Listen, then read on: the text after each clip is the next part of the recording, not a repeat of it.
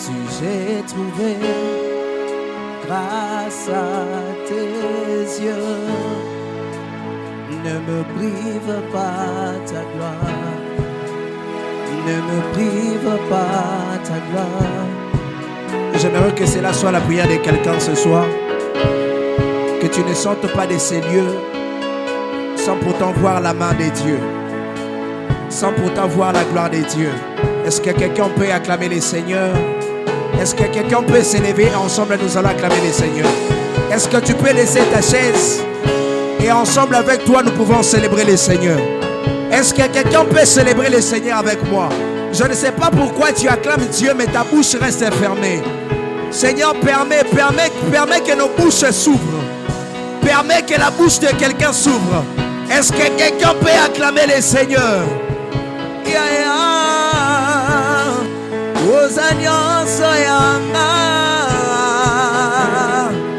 Est-ce que quelqu'un peut le dire? Élève sa voix, chante-le. Ah, tu le fais bien. Plus fort, plus fort. Oh,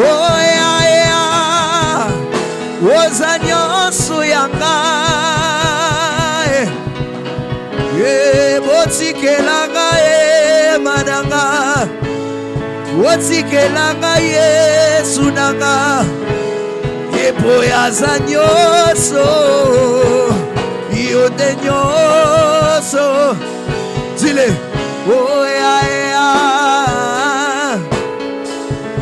oh ya ya,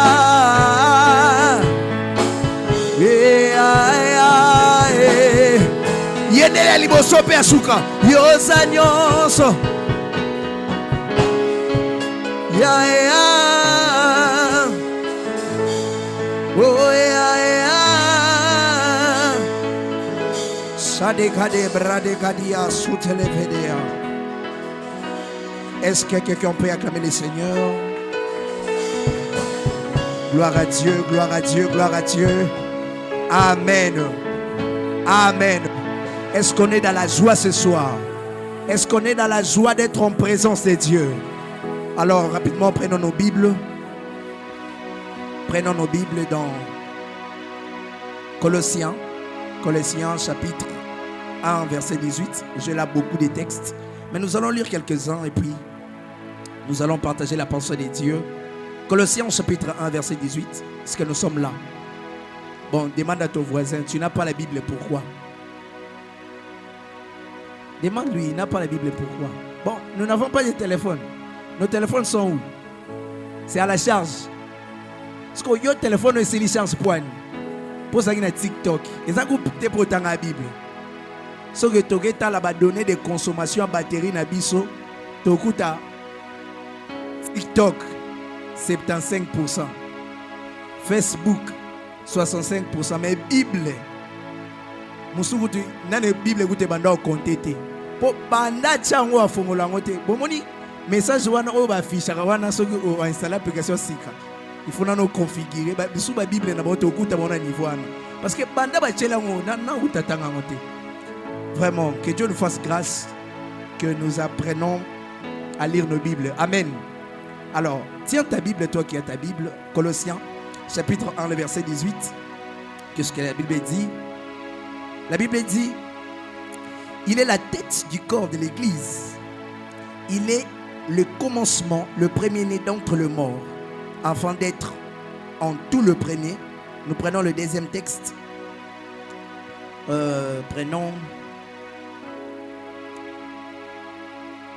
J'aimerais que nous puissions prendre d'abord Jean chapitre 6. Jean chapitre 6. Jean chapitre 6, les versets 32. Qu'est-ce que la Bible dit? La Bible dit, Jésus leur dit, en vérité, je vous l'ai dit, Moïse ne vous a pas donné le pain du ciel, mais mon Père vous donne le vrai pain du ciel. Nous allons prendre le 41, verset 41. Le Juif murmurait à son sujet parce qu'il avait dit, je suis le pain qui est descendu du ciel. Verset 42. Et il disait, N'est-ce pas là Jésus, le fils de Joseph, celui dont nous connaissons le père et la mère? Comment donc dit-il, je suis descendu du ciel? 43, Jésus leur répondit, ne murmurez pas entre vous. 44, nul ne peut venir à moi si le Père qui m'a envoyé ne l'attire, et je les ressusciterai au dernier jour. 45, il est écrit dans le prophète, ils seront tous enseignés de Dieu. Ainsi quiconque a entendu et a reçu son enseignement vient à moi. Nous allons prendre le dernier texte, ou l'avant-dernier texte, Ephésiens chapitre 5, versets 6 à 8, nous lisons. Est-ce qu'on est là? Ephésiens chapitre 5, versets 6 à 8. Que personne ne vous séduise par de vains discours, car c'est à cause de ces choses que la colère de Dieu vient sur les fils de la rébellion. N'ayez donc aucune part avec eux. Autrefois, vous étiez ténèbres, et maintenant vous êtes lumière dans le Seigneur. Marchez comme des fils, des enfants de la lumière. Et puis, dernier texte, Romains chapitre 12, versets 1 et 2. La Bible dit, je vous exhorte donc, frères, par la compassion de Dieu, à offrir vos corps comme un sacrifice vivant, saint, agréable à Dieu, ce qui sera de votre part un culte raisonnable. Ne vous conformez pas au siècle présent, mais soyez transformés par le renouvellement de l'intelligence, afin que vous discerniez quelle est la volonté de Dieu, ce qui est bon, agréable et parfait. Est-ce qu'on peut acclamer pour la parole de Dieu? Acclamons pour sa parole, acclamons pour sa parole. Et nous pouvons prendre place. Amen. Prends place dans la paix du Seigneur. Je nous dis bonsoir. Bonsoir Église. Alors, premièrement, nous disons merci à Dieu, le Dieu qui nous a fait grâce, lui qui nous a réunis encore ce soir. Ce n'est rien que parce que Dieu nous a gardés, il nous a donné la force, la vie, la bonne santé, que nous pouvons nous tenir ici. J'espère que si nous étions malades, nous n'aurions pas pu nous déplacer depuis nos maisons jusqu'en ce lieu. Mais si nous sommes là, c'est parce que Dieu a fait grâce et nous lui disons continuellement merci et nous lui rendons de multiples actions de grâce. Mais aussi nous disons merci à l'ange de l'église, le docteur Gabriel, bien qu'absent. Merci pour cette confiance, marque de confiance qu'il a encore renouvelée à notre personne. Mais aussi j'ai dit merci à l'église encore une fois de plus parce que nous sommes là. Amen. Tu pouvais aussi rester à la maison, tu ne pourrais pas venir. Bon, tu ne rappelles pas quand on bon, là on appelle l'autre tout saloté. Mais quand même pour l'amour que tu portes pour l'œuvre de Dieu, pour l'amour que tu portes pour Dieu, tu t'es déplacé, tu t'es peut-être sorti, tu t'es libéré de tes affaires, de ton travail, puis tu t'es rendu dans la maison de Dieu. Lorsque ton Dieu te bénisse pour ses sacrifices. Amen. Est-ce que quelqu'un peut acclamer? Soyez bénis au nom de Jésus. Soyez bénis au nom de Jésus. Alors, c'est un privilège pour moi de nous tenir ce soir devant l'Assemblée des saints. Vous êtes tellement précieux. Alors, j'aime toujours considérer cela comme une petite avantage de me tenir devant l'Assemblée des saints et apporter la parole de Dieu. Amen. Parce que, pas pour l'argent. Amen. C'est pas pour l'argent. Parce que d'autres personnes disent, vous aimez ça parce que ça paye bien. Non, ce n'est même pas pour ça. Mais si je suis dans la joie d'être devant vous ou d'être parmi ceux qui apportent la parole de Dieu à l'église de Dieu, c'est parce que cette parole, avant que nous te la prêchons, nous nous prêchons nous-mêmes. Amen. S'il y a quelqu'un qui est plus édifié par un message, c'est celui qui apporte le message. Amen. Bon, c'est tellement bizarre et c'est tellement fou lorsqu'un homme apporte à chaque fois la parole de Dieu dans une assemblée et qu'il ne sait pas se conformer à cette parole-là. C'est quelque chose de déplorable. Je crois pour quelqu'un qui aime Dieu, pour quelqu'un qui aime les choses de Dieu et qui a beaucoup de respect envers les choses de Dieu, se donnera le privilège de vouloir toujours se conformer à ce qu'il est en train de prêcher à l'église. Amen. Alors je suis tellement dans la joie parce que à chaque fois que j'apporte la parole de Dieu, c'est comme si je m'édifiais moi-même doublement. Avant que je t'édifie ce soir, j'ai eu le temps de m'édifier moi-même. Car cette parole que nous apportons, ce n'est pas seulement pour vous, mais pour nous aussi. Amen. À chaque fois que Dieu parlait à Israël, il parlait et aux prophètes et à Israël. Israël était édifié et les prophètes lui-même aussi étaient édifiés. Alors, sans plus tarder, je vais aller rapidement. Les temps pressent. Alors, nous parlons depuis le début de ce mois de l'église. Alors ce soir, j'aimerais aussi nous apporter la parole de Dieu, une pensée que nous allons partager pendant quelques minutes en ce qui concerne l'église. Tout d'abord, j'aimerais dire, l'apôtre Paul est en train de dire que ma parole et ma prédication, lorsqu'il dit dans 1 Corinthiens chapitre 2, je crois, lorsqu'il dit ma parole et ma prédication, ce n'est pas que l'apôtre Paul avait son évangile. Ce n'est pas que l'apôtre Paul avait changé l'évangile. Non, il nous a prêché personne d'autre que Jésus. Mais lorsque l'apôtre Paul dit ma parole et ma prédication, l'apôtre Paul parle de la lumière ou de la révélation que lui avait reçue concernant les Écritures, concernant la parole de Dieu. Écoute, on peut inviter 1000 prédicateurs, on aura 1000 prédications. Parce que chacun d'entre eux a une prédication, a une parole. Jésus-Christ, qui est la parole en général, au-dedans de lui, il a 2 paroles. Amen. Alors, on ne prêchera pas tous Jésus de la même manière. Tout le monde ne parlera pas de la même manière, même sur un même texte. Si nous invitons des prédicateurs différents, nous rendrons compte que chacun d'entre eux parlera selon la lumière, selon la révélation qu'il a reçue de Dieu par rapport à cette écriture. Alors ce soir, je nous amène encore une pensée au-delà de ce que nous avons déjà entendu, au-delà de ce qu'on nous a prêché depuis le début de ce mois. Parce que Christ est un mystère. La Bible dit, c'est un mystère dans lequel est caché tous les trésors de la science et de la sagesse. Amen. Le temps arrive où Christ sera prêché de plusieurs manières. Le temps arrive. Écoutez, nous ne pouvons pas tous prêcher Jésus de la même manière. Là, ça deviendra une monotonie. Chacun d'entre nous apportera sa lumière, apportera la révélation qu'il a reçue de Dieu pour le bien et l'enseignement et l'évolution de l'Église. Amen. Ça ne nous aidera pas si on nous parlait que de même chose. Car Christ est un mystère.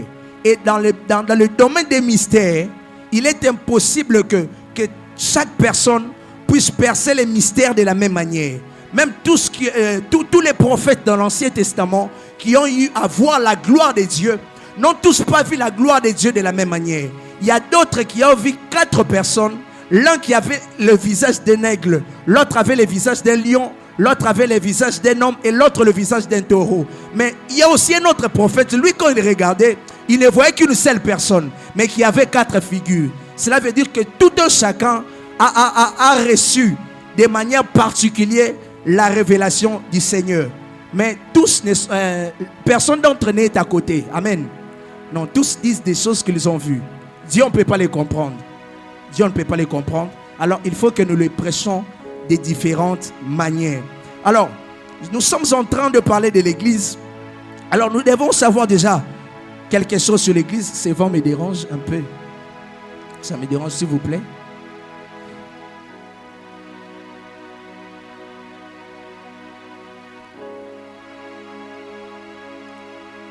Ok.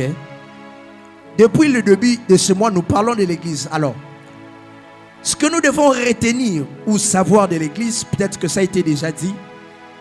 Église vient du mot grec, ou en grec, cela signifie, on parle de ecclésia.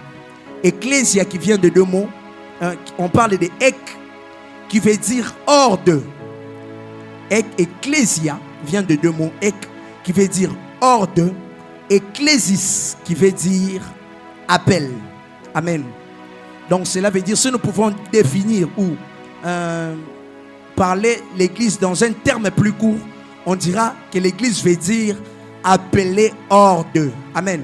Alors, nous savons très bien par rapport à la lumière des Écritures comme nous venons de lire dans Colossiens chapitre 1, le verset 18, que lorsqu'on parle de l'église, on ne parle pas d'abord de ces temples, on ne parle pas d'abord des chaises, on ne parle pas d'abord des instruments, on ne parle pas d'abord de la toiture, on ne parle même pas d'abord, on ne parle pas des chaises, on ne parle pas de ces cadres, mais on parle de personnes.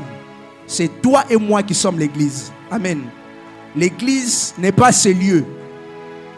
D'abord, retenons les choses comme ça. L'église n'est pas cet endroit. L'église, c'est toi et moi. Voilà pourquoi, peu importe où nous irons, moi et toi, nous allons invoquer Dieu et Dieu va descendre. Même si nous allons dans la forêt, nous allons ramener Dieu là-bas. Parce qu'en réalité, ce n'est pas un lieu réellement qui est l'église, mais c'est le peuple qui s'est réuni qui est l'église. Alors, j'aimerais apporter une petite précision. Parce que nous avons des intellos. Quelque chose, un problème que j'ai trouvé dans ces versets ou que j'ai trouvé dans cette version. Dans Colossiens chapitre 1 verset 18. Lisez, écoutez attentivement ce que la version Louis II dit.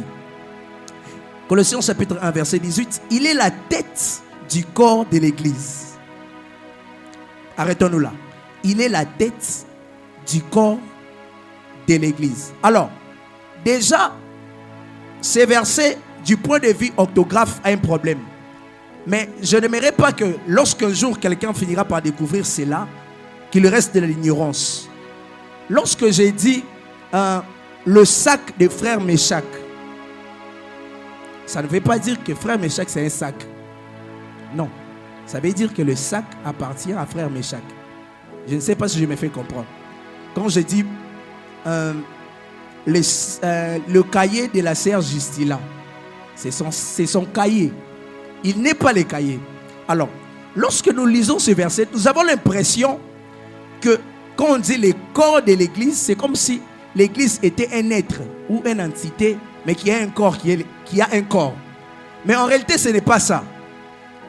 En fait, beaucoup de gens, je sais que bien répété. Bon, il s'est dit seulement l'église comme corps, parce qu'on leur a appris que l'église c'est le corps du Christ. Mais sans pour bien voir dans les Écritures de quoi il s'agissait réellement. Mais ce qu'on nous dit n'est pas une fausseté, c'est une vérité, mais parfois qui est mal mentionné dans ces textes. Mais lisons la version parole vivante. Écoutez ce que la Bible dit. C'est lui qui est la tête du corps, c'est-à-dire l'église. Là, il y a une précision. Là, il y a une précision. Cela veut dire le corps dont on parle, c'est l'église. De peur que tu ne te trompes sur les Français de Louis II pour dire que l'église a un corps. Non. Le corps en question dont on parle, c'est l'église. Est-ce que je me suis fait comprendre? Parce que c'est les Français. Au Kutana Mutamayele, un antichrist qui va te compliquer la vie bêtement à cause d'un problème de français. Alors, il est important que nous puissions, pour ceux qui prêchent, ou même encore pour chaque enfant de Dieu, de lire plusieurs versions de la Bible. Bon, bien que je sais que tu ne le feras pas. Bon, quand même, je l'ai dit. Alors, déjà, le corps ou l'église dont on parle n'est pas ces lieux, n'est pas ces beaux cadres, mais ce sont les personnes qui se réunissent en ce lieu. Voilà pourquoi même le jour de l'avènement de Christ, lorsque Christ reviendra, Christ ne viendra pas prendre ces temples. Il nous enlèvera et ces temples resteront. Nos beaux temples resteront. Même si c'est bien, comment on dit, carrelé. Même si ça a des carreaux noirs, blancs. Même si c'est 3 niveaux. Mais le jour où Christ reviendra, vous vous rendrez compte que Dieu prendra les personnes et laissera les cadres et laissera l'église. Parce que en réalité l'église n'est pas un lieu, mais l'église sont et de personnes, ceux qui se réunissent. Mais je ne dis pas que les cadres n'étaient pas importants. Non, quand même on doit marteler sur certaines choses. De peur que plusieurs personnes ne viennent plus à l'église pour dire que l'église c'est moi. Parce que j'espère que vous connaissez ces genres de personnes qui ne viennent plus à l'église. Il dit église c'est Zanamutema. Qui a déjà entendu parler de ça? J'espère qu'on a déjà tous entendu parler de ça. Parce que on a eu à leur prêcher aussi C'est la même chose que l'église n'était pas un cadre, c'était toi. Mais alors, il a eu à prendre ces versets à mal interpréter. Alors, le lieu, puisque nous en parlons, essayons un peu de parler du lieu. Ce lieu que vous voyez, c'est aussi l'église. Amen. Ce lieu que vous voyez, peu importe que l'église c'est toi, mais ce lieu où nous nous réunissons, ce lieu où nous avons consacré à Dieu, a aussi de l'importance, a aussi de la valeur et nous sommes aussi beaucoup bénéficiaires. Nous serons bénéficiaires de certaines choses que nous allons croiser ou prendre en ces lieux. Pourquoi? Parce que dans le monde spirituel, nous devons retenir quelque chose. Dans le monde spirituel, la terre est un capteur, si je peux dire ça de cette manière. La terre est un capteur. Alors, à chaque fois qu'une terre est en train de subir des expériences spirituelles, cette terre se conforme à l'esprit qui descendait et qui agissait en ces lieux. Amen. Je répète, la terre est un capteur. De manière que à chaque fois qu'une terre subit des expériences spirituelles, en bien ou en mal, cette terre devient, quel terme je peux utiliser, devient prédisposée. C'est-à-dire, ma belle est sikawana, et zo koma lokola nguyato molimo wana o ezaki ko kite sikawana. Écoute, tu ne peux pas aller habiter dans une maison qui était auparavant la maison des féticheurs. C'est créer des problèmes inutilement. Même s'il sort, il y déménage, il part. Puisque cette maison avait déjà été en contact, avait déjà contracté certains esprits, ce lieu est directement prédisposé à ces esprits-là. Beaucoup de choses que nous vivons dans nos quartiers, nous vivons dans nos parcelles. Tout ça pourquoi? Parce que il y a eu un premier homme qui avait habité cet endroit-là, était un sorcier. Il mangeait des gens. Bien qu'il soit aussi mort, bien que des siècles se sont écoulés, ces esprits-là, ces entités qu'il invoquait, ont prédisposé ces lieux-là. Écoute, ce que j'ai dit est vérifiable du point de vue biblique. Est vérifiable dans la Bible. Exode chapitre 3, le verset 5. Là, c'est Dieu qui parle à Moïse. Est-ce qu'on peut lire ça? Exode chapitre 3, verset 35. Parce que c'est un culte d'enseignement. Lorsque nous disons quelque chose, il faut que les gens et que ça ne vient pas de nous. Chapitre 3, le verset. Moïse, Dieu dit: n'approche pas ici, ôte tes souliers de tes pieds, car le lieu sur lequel tu te tiens est une terre sainte. Là, c'est lorsque Moïse a entendu une voix. Dieu, dans une buisson ardente, il est en train d'appeler Moïse. Et lorsque Moïse s'approchait, Dieu dit à Moïse: ôte tes souliers de tes pieds, car le lieu où tu te tiens est un lieu saint. Amen. Cela veut dire Dieu est un Dieu saint. Et là où il est descendu, automatiquement, cette terre est devenue une terre sainte. Là, c'est dans Exode chapitre 3, le verset 5. La même chose est arrivée à Josué. Josué chapitre 5, le verset 15. Lorsque Josué a vu le chef de l'armée céleste, lorsqu'il s'approchait, l'ange lui a aussi dit la même chose. Que ôte tes souliers de tes pieds, car le lieu où tu te tiens est un lieu saint. Jacob aussi, Genèse chapitre 28. Lorsqu'il dort la tête sur une pierre, en ce lieu, il voit dans une vision les anges de Dieu monter et descendre. Le ciel était grandement ouvert. Pourquoi? Parce que quelques années avant lui, son père Abraham était passé par là. Il avait bâti un autel. Il avait offert un sacrifice à Dieu. Ces lieux étaient directement prédisposés. Ces lieux étaient automatiquement prédisposés. Exode chapitre 3, le verset 19. Exode 19, le verset 12 plutôt. Lorsque Dieu est descendu sur la montagne, Dieu dit à Moïse que le peuple ne pouvait pas s'approcher de la montagne, ne pouvait pas toucher la montagne. Lorsqu'ils toucheront la montagne, ils mourront à cause de la gloire de Dieu qui était descendue sur la montagne. À chaque fois que Dieu descendait, à chaque fois qu'un esprit descendait dans un lieu, ces lieux étaient automatiquement prédisposés. J'aimerais dire à quelqu'un, ces lieux que tu vois, ces lieux où tu as mis le pied aujourd'hui, est un lieu qui contracte la gloire de Dieu, est un lieu où siège la gloire de Dieu, est un lieu où la gloire de Dieu descend, est un lieu où la gloire de Dieu descend. Lorsque Moïse a construit les tabernacles, lorsque le tabernacle est terminé, automatiquement la gloire qui était en haut est venue en ce lieu-là.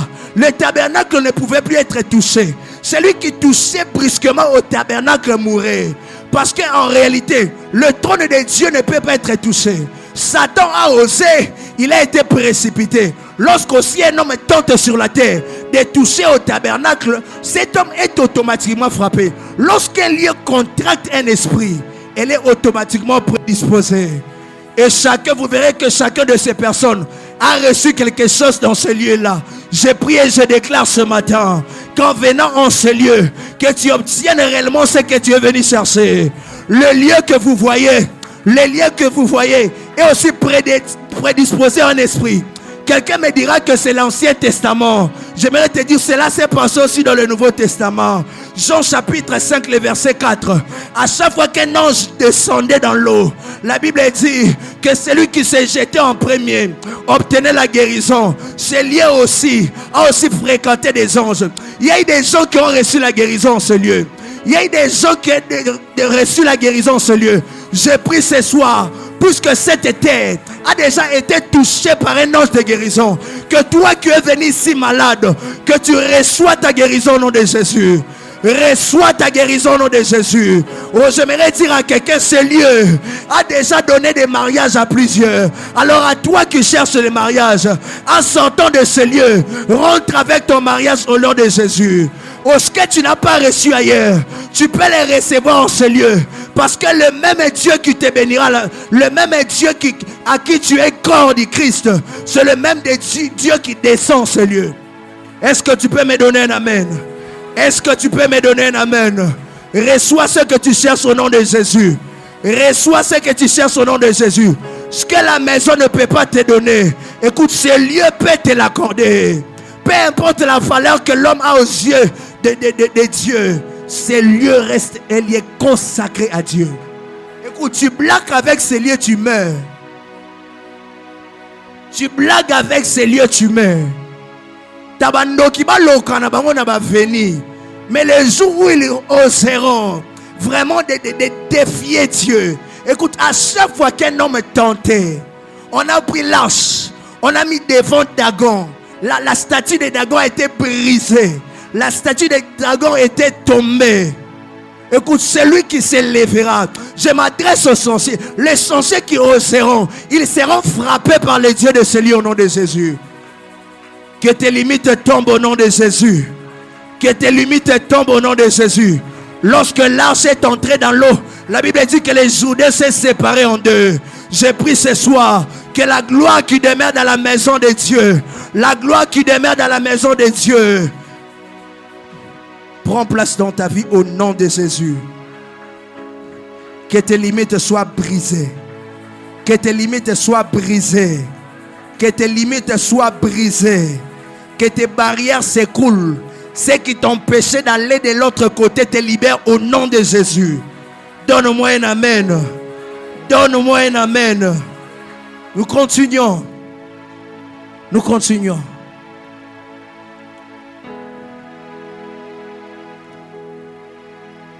Alors nous avons dit que l'église n'est pas d'abord un lieu, mais l'église sont ceux qui se réunissent. Alors, nous avons détaillé, parlé de l'église, ou défini de l'église, de par ces mots origine, comme appelé hors d'eux. Alors, ce que nous venons de faire n'est pas seulement une simple étymologie de mots que nous avons fait. Ce n'est pas seulement une simple étymologie lorsque nous disons appelé hors d'eux.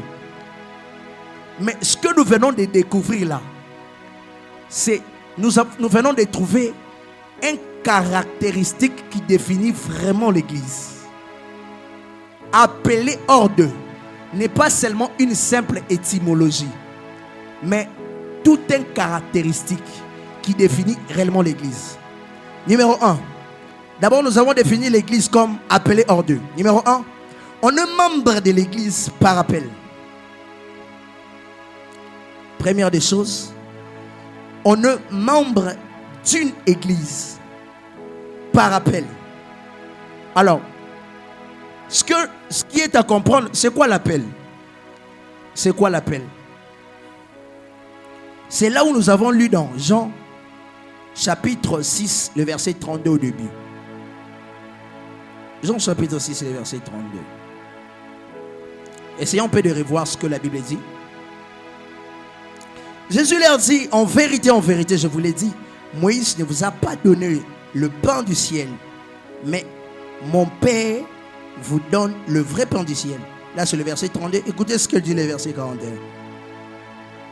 Les Juifs murmuraient à son sujet, parce qu'il avait dit, je suis le pain qui est descendu du ciel. Et il disait, n'est-ce pas là Jésus, le fils de Joseph, celui que nous connaissons le Père et la Mère? Donc, dit-il, je suis descendu du ciel. Comment dit-il que je suis descendu du ciel? Jésus leur répondit, ne murmurez pas. Nul ne peut venir à moi si le Père qui m'a envoyé ne l'attire. J'insiste là. Nul ne peut venir à moi si le Père qui m'a envoyé ne l'attire. Et je les ressusciterai au dernier jour. En fait, c'est ces versets qui parlent vraiment de l'appel. Alors, vous devez savoir une chose. Le Jésus que nous prêchons, auquel tu as cru, cette prédication que nous t'avons apportée, auquel tu as cru, tu ne l'as pas reçue par tes propres forces. J'aimerais le dire à l'Ingalatala, car Jésus est en train de dire que nul ne peut venir si le Père qui m'a envoyé ne l'attire. Le Jésus que nous prêchons, si tu as cru en lui, c'est parce que lui-même t'a attiré. Écoute, personne n'est devenu enfant de Dieu par sa propre force. Personne. C'est ça l'appel de Dieu. Lorsque tu as écouté la prédication, tu as eu le cœur vivement touché. C'est ça l'appel. Non, l'appel, ce n'est pas l'appel que nous disons ici, ce n'est pas t'appeler par ton nom. Non. Mais cet appel, c'est reconnaître Dieu au-dedans de son cœur. Des gens, dans les temps anciens, il suffisait juste que tu dises à quelqu'un, Jésus revient bientôt, répands-toi. Et c'est fini, c'est repenti. Et c'est fini. Comment une telle personne, où il n'a même pas fallu 3 mots, il n'a même pas fallu tout un discours, directement, facilement, il a crié au Seigneur. C'est parce que Dieu lui-même, ce que Jésus est en train de dire, s'est révélé, s'est manifesté dans sa vie. Parce que les Juifs ne voulaient pas croire en Jésus. Parce que Jésus leur avait dit qu'il est le pain de vie. Ils ne voulaient pas croire. Jésus a dit, vous ne croyez pas en moi parce que vous n'êtes pas mes brebis. Mais certaines personnes, vous vous rendez compte, ont cru sans problème. On n'est pas devenu enfant de Dieu par nous-mêmes. On est devenu enfant de Dieu parce que Christ nous a rapprochés.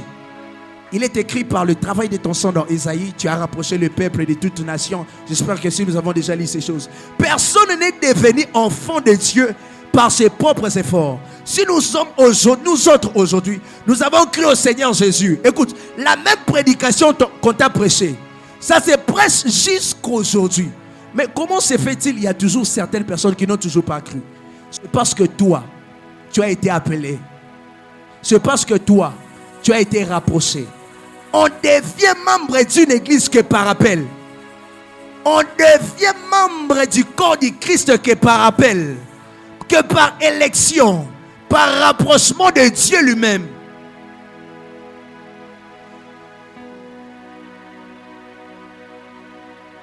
Écoute, il existe des personnes.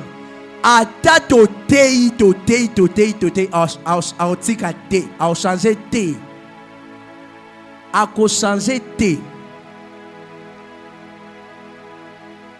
lorsque je parle de ces choses, s'il vous plaît, ne confondons pas le brebis perdu que Jésus parle dans Jean et ceux qui ne croiront pas.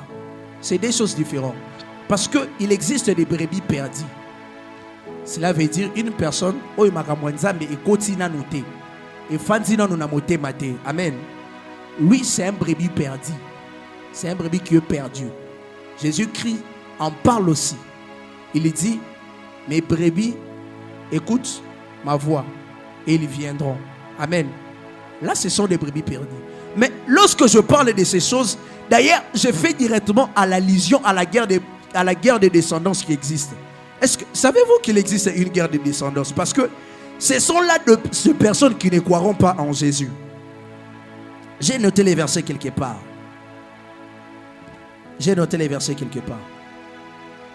Ceux qui ne croiront pas en Jésus sont différents des brebis perdus. Les brebis perdus sont ceux qui ne se sont pas encore convertis. C'est donc jusqu'à maintenant qui n'ont pas cru au Seigneur Jésus. Mais j'ai pris ce soir, j'ai pris pour ton frère là, j'ai pris pour ta soeur là, qui n'a pas encore reçu Jésus, qui est la flamme, la soif de Dieu bouillante dans son cœur, afin qu'il embrasse aussi l'évangile comme toi. Amen. Il faut beaucoup prier pour eux. Je prie ce soir que cette onction te localise. Lorsque tu rentreras, lorsque tu ouvriras la bouche et tu t'adresseras à ta soeur là, à ton frère, à ton fils là, que cette soif, cette envie de chercher Dieu, cette envie de devenir aussi membre d'une église bouillante dans son cœur au nom de Jésus. Écoute, il existe une guerre de descendance. Genèse chapitre 3, le verset 15. Là, c'est Dieu qui parle au serpent. Il dit au serpent ceci: je mettrai l'inimitié entre toi et la femme, entre ta postérité et sa postérité. On parle de deux postérités. Alors, qu'est-ce que cela veut dire, la postérité de la femme? La postérité de la femme, lorsqu'on parle de la postérité de la femme, on parle de l'homme authentique. Cela veut dire un homme qui a péché, mais un homme qui sait toujours reconnaître son créateur. Comme Adam.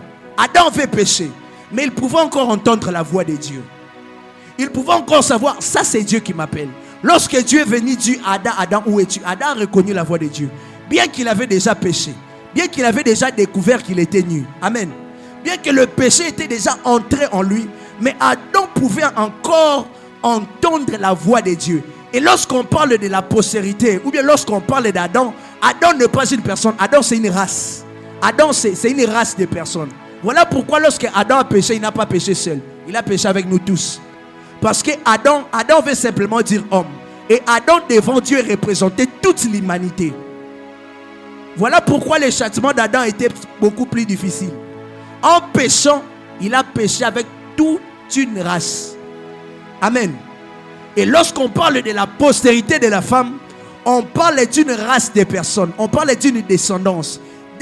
D'une race de personnes, bien qu'ils sont tombés, bien qu'ils ont péché, qui peuvent encore écouter la voix de Dieu, qui peuvent encore se repentir. Parce que lorsque Adam a péché, Dieu a tué un agneau et il a pris l'habit de peau, il les a revêtis. Cela était l'image de la rédemption d'Adam. L'agneau qui a été tué, c'était le Seigneur Jésus-Christ qui a été sacrifié. Et lorsque la peau, on a amené Adam, Adam a accepté de se couvrir avec cela. Amen. Adam a accepté de couvrir sa nudité. Donc Adam a accepté la rédemption. Bien qu'il a déjà péché, il pouvait encore reconnaître Dieu. Mais lorsqu'on parle de la postérité du serpent, on parle du fils de la rébellion. Cela veut dire, on parle du fils de la rébellion. Et si on s'adresse au serpent, c'est parce que le serpent représente le diable. Parce que le diable est le fils de la rébellion. Écoute, Satan a premièrement, il a péché. Deuxièmement, il s'est rébellé. Et c'est de cette postérité qu'on parle. Et voilà pourquoi, je peux aller plus loin. Voilà pourquoi même frère Branham parle de Caïn comme fils du serpent. En fait, moi j'ai fini par comprendre, ce sont les branhamistes qui n'ont pas compris. Pourquoi?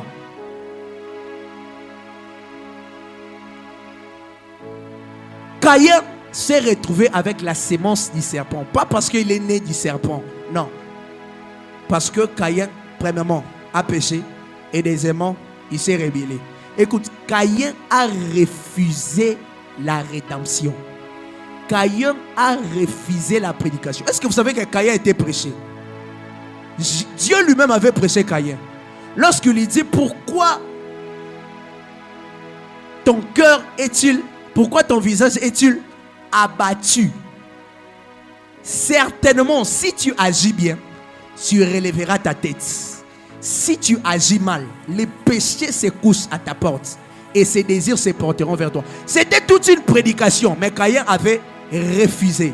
Il a tué son frère Abel quand même. Il a péché.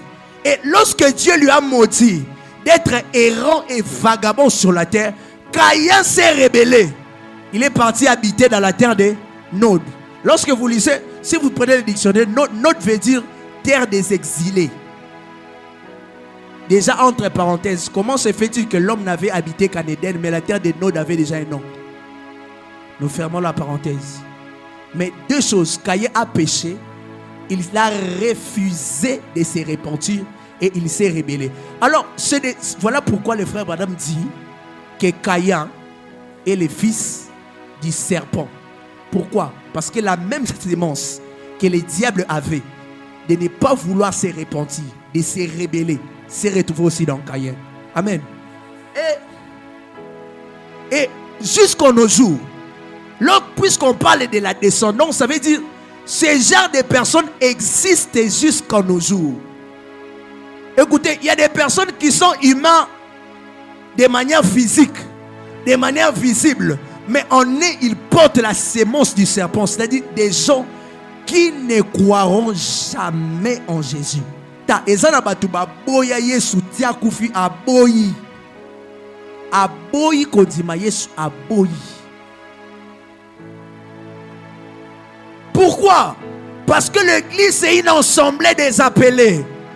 Si tu n'as pas été appelé, tu ne te repentiras pas. Écoutez, la postérité des serpents ne sont pas des appelés. Les appelés sont ceux qui sont descendus de la femme. Ceux qui ont accepté le Seigneur Jésus-Christ. Lorsque Dieu a tué un agneau, Ève a reçu d'être découvrir sa nudité par la peau de cette bétail. Écoutez, nous qui croyons à Jésus, nous avons été appelés, prédestinés à croire. À croire. C'est pourquoi la même prédication on t'a prêché, toi tu as cru. L'autre il a refusé. Pourquoi?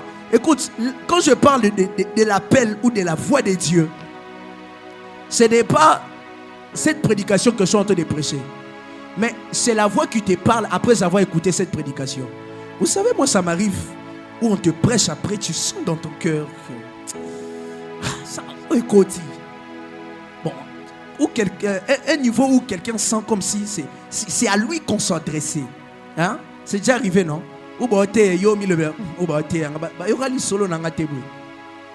C'est cette voix-là dont je parle. Si tu n'as jamais senti ça, Milugela Kombo. Milugela Kombo.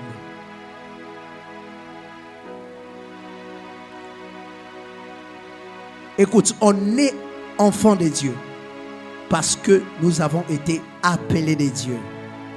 Le premier critère qui définit l'église, c'est l'appel. Le premier critère qui fait de toi un enfant de Dieu tel que tu es là, qui fait de toi un homme qui a cru au Seigneur Jésus, c'est parce que tu as été appelé de Dieu. C'est parce que tu as été appelé de Dieu. Abraham n'a pas cherché Dieu. C'est Dieu qui est allé vers Abraham. Amen. Noé n'a pas cherché Dieu. Mais lorsque Dieu a voulu détruire l'humanité, il est allé lui-même chercher Noé. C'est l'image de l'église. Écoute, si nous nous sommes rapprochés, c'est parce que Dieu lui-même nous a appelés. Ce n'est ni par nos propres efforts, ce n'est ni par notre propre force, ce n'est rien que par la grâce de Dieu lui-même. D'ailleurs, lorsque je parle de ces choses, je n'ai plus envie de t'éprouver que Jésus-Christ est Dieu. Parce que vous vous rendrez compte là-bas, personne ne vient si le Père ne l'attire. Et quelque part dans Jean, Père, je suis le chemin, la vérité et la vie. Nul ne va vers le Père, nul ne vient au Père sans passer par moi. Vous verrez qu'il y a l'ordre bouleversé. Parce qu'en réalité, il ne s'agit que de la même chose. Alors on n'est plus dans ce bas-là de Jésus, il est enfant de Dieu. Non, Jésus-Christ est Dieu. Amen. Ces versets attestent que Jésus-Christ est Dieu. D'ailleurs, c'est très clair. Nul ne vient. En réalité, vous vous rendez compte, ce n'est pas un bon français. Est-ce que je peux dire nul ne vient à moi? Nul ne vient au Père. Est-ce que ça s'est dit? Si je ne suis pas le Père, comment je te dirais que nul ne vient au Père? Si je ne suis pas le Père. En bon français, je dirais nul ne va. Les francophones seront d'accord. En bon français, je dirais nul ne va. Mais si je dis nul ne vient au Père, c'est parce que lui-même était le Père. Alors nous ne sommes plus là. Est-ce qu'on peut acclamer le Seigneur? Est-ce qu'on peut acclamer le Seigneur? Est-ce qu'on peut acclamer le Seigneur? Alors la deuxième des choses que nous devons retenir par rapport à l'appel est que l'appel est semblable au sacerdoce. La Bible dit dans Apocalypse chapitre 1, le verset 6, qu'il a fait de nous un royaume des sacrificateurs pour Dieu son Père.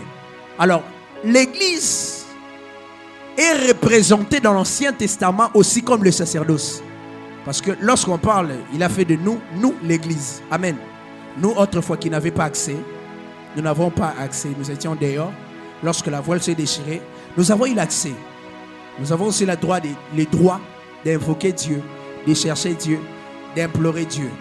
Parce que la voile s'est déchirée. Et la Bible dit qu'il a fait de nous un royaume des sacrificateurs pour Dieu son Père. Alors, l'Église est représentée dans l'Ancien Testament ou dans l'Ancienne Alliance comme le sacerdoce. Ah, pourquoi comme le sacerdoce? Parce que vous vous rendez compte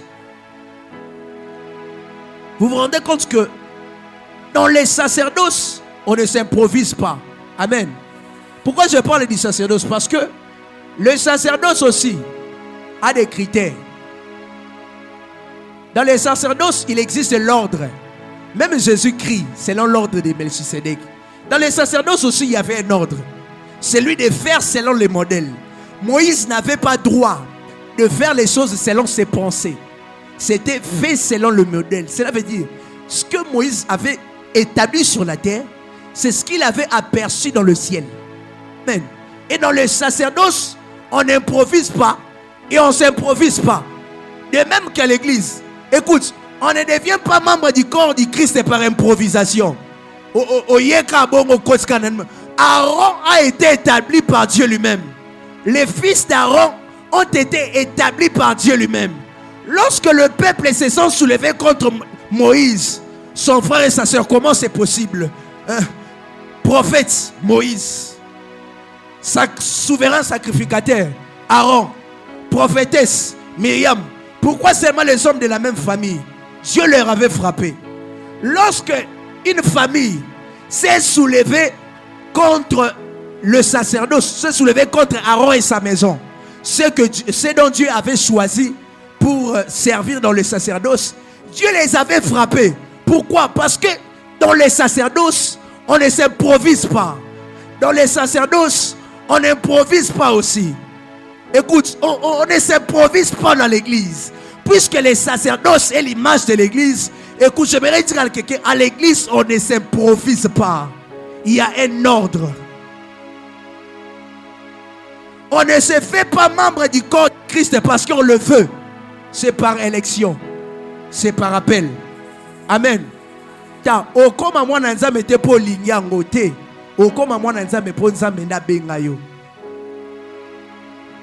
vais aller plus vite. Les temps pressent. Les temps pressent. Deuxième chose, être membre de l'église, c'est être hors d'eux. Nous avons vu des choses dans l'église. Le premier, c'était, l'église veut dire appeler hors d'eux. Cela veut dire premièrement l'appel, deuxièmement hors d'eux. Alors, être membre de l'église, c'est être hors d'eux. Ephésiens chapitre 5, versets 6 et 8, que nous avons déjà lu, mais j'aimerais que nous puissions encore le lire. parce que certaines personnes ont déjà oublié. Ce n'est pas utile d'aller si vite, de ne pas lire, si d'autres personnes ont déjà oublié. Ephésiens chapitre 5, les versets 6-8. Écoutez ce que la Bible dit. Que personne ne vous séduise par de vains discours, car c'est à cause de ces choses que la colère de Dieu vient sur les fils de la rébellion. N'ayez donc aucune part avec eux. Autrefois, vous étiez ténèbres, et maintenant vous êtes lumière dans le Seigneur. Marchez comme des enfants de la lumière. Si nous voulons bien comprendre ces choses, nous devons rentrer en Exode. En Exode, nous voyons un peuple Israël. Dieu envoie un libérateur. Il libère son peuple. Israël sort du pays des pharaons. Il traverse, suivez-moi attentivement, il traverse la mer Rouge à sec, les eaux du côté, de l'autre côté, à gauche comme à droite, qui était l'image du baptême. Amen. Il y a eu le baptême dans l'Ancien Testament, mais un baptême dans un figuré. Ils ont traversé la mer Rouge. Ils ont été baptisés. C'est l'image du baptême. Alors, lorsqu'ils sont arrivés de l'autre côté, il y a eu une marche. Lorsqu'ils ont traversé, ils ne sont pas directement arrivés à Canaan. Ils devaient marcher pour atteindre Canaan. C'est l'image d'un homme qui a reçu le Seigneur, qui est passé par les eaux du baptême, mais qui doit poursuivre sa vie puisque Christ n'est pas encore revenu. Amen. Parce que tant que Jésus n'est pas revenu, il faut vivre. Il faut continuer à vivre. Il faut vivre. Voilà. Alors, Israël aussi devait parcourir jusqu'à arriver à Canaan. De même, l'Église, l'homme qui est l'Église, doit aussi faire un parcours, puisque Christ n'est pas encore revenu. Alors, Canaan, c'est comme le royaume de Dieu que nous attendons. Amen. Canaan, c'est comme le royaume de Dieu où nous allons. C'est ça la destination finale. Alors, suivez-moi très bien. Vous vous rendrez compte que le peuple qui a traversé les Jourdains, bien qu'ils ont traversé les Jourdains, mais parmi ceux qui étaient sortis de l'Égypte, rien que 2 qui sont entrés à Canaan. Est-ce que nous savons ça? On a qui Josué et Caleb. C'est le seul où il y a en Égypte. Tous les autres sont morts en chemin. Alors, la question qu'on doit se poser, pourquoi ils sont morts en chemin? Parce que être hors d'eux à des niveaux.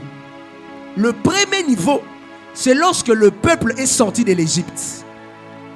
C'est l'image d'un homme qui a reçu le Seigneur Jésus-Christ, qui s'est baptisé, qui est sorti du monde, si on peut le dire, comme ça. Un homme qui s'est dit, qui a abandonné les péchés, qui a décidé de suivre le Seigneur Jésus-Christ. Mais lorsqu'Israël s'est retrouvé dans le désert, vous vous rendez compte, bien qu'ils soient sortis de l'Égypte, ils ont gardé la mentalité égyptienne. Ils ont fait le veau d'or. En Égypte, ils étaient habitués à ça. C'est ça la mode de vie égyptienne. En Égypte, c'est pas Goumba Melabikeko. Alors Israël aussi, bien qu'il soit sorti de l'Égypte, il a transporté cette mentalité. Là, c'est maintenant la deuxième phase d'être hors d'eux. La première phase, ils sont sortis. La première phase, c'est lorsqu'un homme a crié au Seigneur Jésus-Christ, il s'est passé par les eaux du baptême. Mais durant son parcours, cet homme a transporté tout ce qui était de là-bas, ici.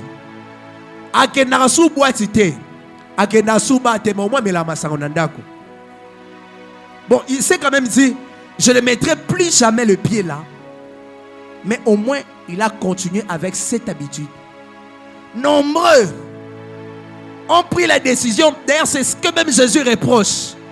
Il ne pouvait pas toucher aux femmes d'autrui. Ils ont voulu répudier cette femme parce qu'on lui avait trouvé en flagrant délit d'adultère. Et aussi, Jésus leur a bien regardé. Il a compris que, bien qu'ils ne les font pas de manière visible, mais au moins dans leur cœur, ils commettent encore des adultères parce qu'ils convoitent les femmes d'autrui.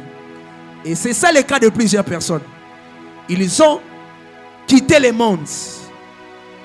Ils se sont fait baptiser. Ils ont cru au Seigneur Jésus. Mais ils demeurent dans les mêmes habitudes comme lorsqu'ils étaient encore de païens. Et c'est là que ce verset de Éphésiens chapitre 6 verset 8, Éphésiens chapitre 5 verset 6 à 8 intervient pour dire: autrefois vous étiez ténèbres, maintenant vous êtes lumière en Jésus-Christ. Marchez comme des fils de la lumière. Cela veut dire que l'apôtre reconnaît qu'il est possible d'être lumière, mais de marcher comme des fils des ténèbres. Si on parle de ces choses, c'est parce que ces gens, bien qu'ils avaient cru en Jésus-Christ, mais ils agissaient encore comme des personnes qui étaient encore dans le monde. Amen. Je ne sais pas si je me fais comprendre. Ça passe ou ça casse? Est-ce que c'est bien clair? C'est bien clair, je crois. Alors, lorsque l'apôtre parle de ces choses, parce qu'il était encore possible, et il est encore possible, de croire en Jésus-Christ, mais de vivre encore comme si on était dans le monde. Israël était sorti de l'Égypte de manière physique, mais moralement, mentalement, dans leurs habitudes, ils incarnaient encore l'Égypte.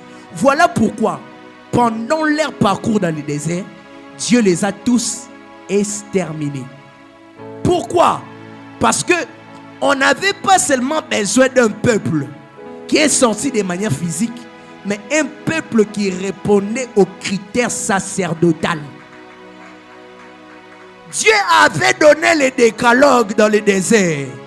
Dieu avait établi les sacerdoces dans le désert. Mais ce peuple était incapable de se conformer. Voilà pourquoi ils ont été tous exterminés. Chers frères et sœurs, lorsqu'on ne sait pas se conformer réellement en ces choses, on risque de rater le ciel. Tu as cru au Seigneur Jésus-Christ, c'est bien.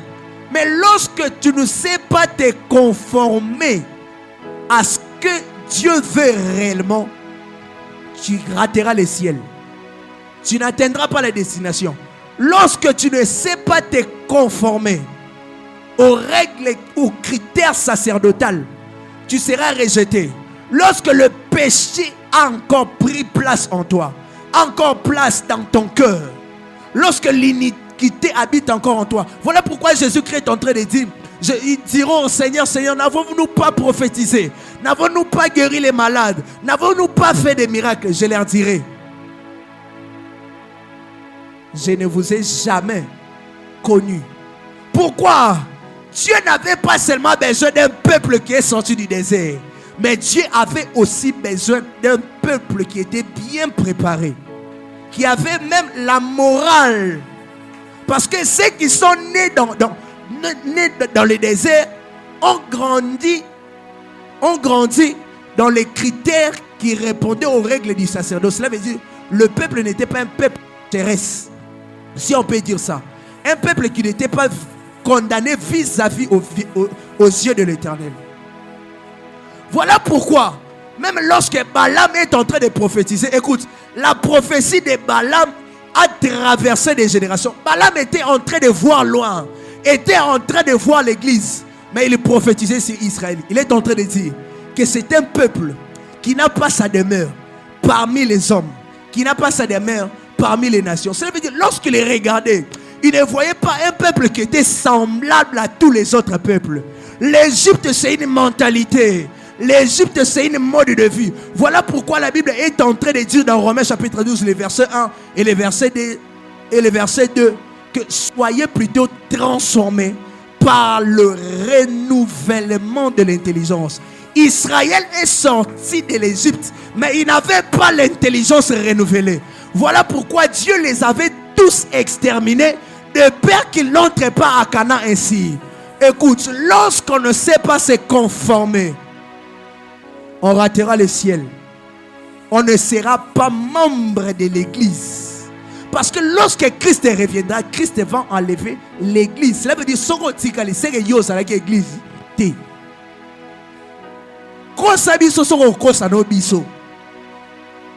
Mais voilà pourquoi j'ai dit au début que j'ai beaucoup aimé ces choses, parce que voilà pourquoi j'ai dit au début que à des fois lorsqu'on prépare une prédication, avant que l'on prêche aux autres, on se prêche soi-même. Ta kosa na yo. Donc automatiquement, si tu restes ces jours-là, ça veut dire toi tu n'étais pas à l'église. Toi tu venais seulement. Dans le désert, ils étaient aussi là, avec leur mauvaise mentalité égyptienne. Ils ont adoré les veaux d'or. Ils avaient des doutes contre Moïse. Ils murmuraient contre Dieu. Ils étaient aussi sortis. Non, ils n'avaient pas péri pendant la traversée. Ne pense pas que soit Moutumabe.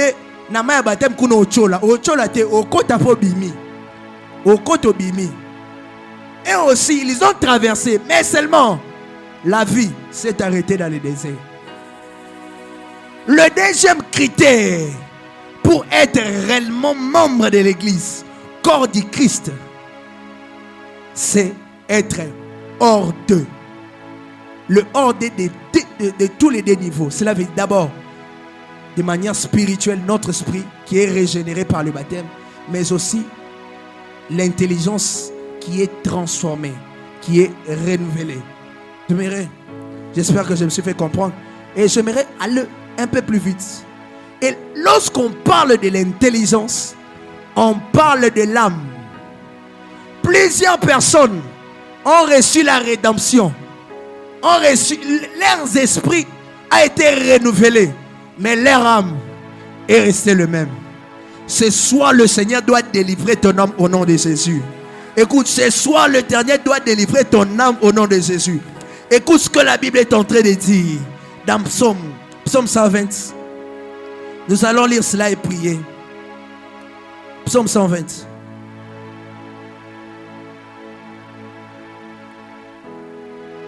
Psaume 120, le verset 1. La Bible dit: Cantique des degrés.